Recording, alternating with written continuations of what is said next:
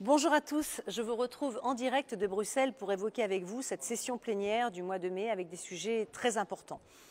La Turquie tout d'abord, avec un état des lieux de l'évolution générale du processus d'adhésion de la Turquie à l'Union européenne. Nous avons dénoncé la détérioration de la démocratie en Turquie et la consolidation d'un régime autoritaire, l'absence de respect des droits fondamentaux, droits humains et liberté d'expression. Le président Erdogan ne cesse de s'éloigner de nos valeurs. Les actions unilatérales en Méditerranée orientale ou ses déclarations provocatrices à l'égard de l'Union européenne et de ses États membres ne sont pas tolérables.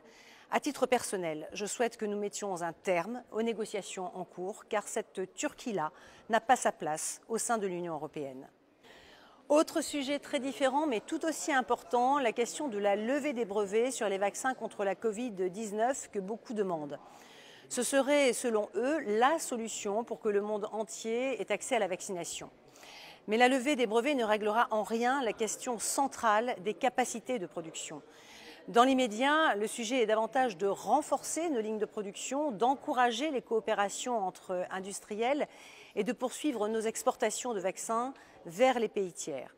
L'Union européenne a déjà exporté plus de 150 millions de doses de vaccins vers les pays tiers, alors que, faut-il le rappeler, les États-Unis, qui demandent aujourd'hui la levée des brevets, ont bloqué pendant des mois leurs exportations, ce qui n'a pas été le choix de l'Union européenne.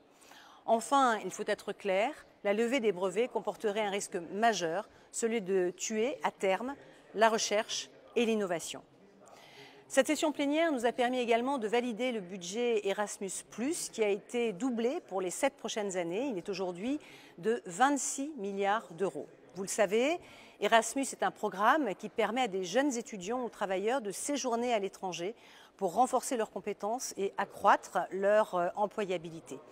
Cela va notamment nous permettre de financer un pass permettant aux jeunes de voyager partout en Europe.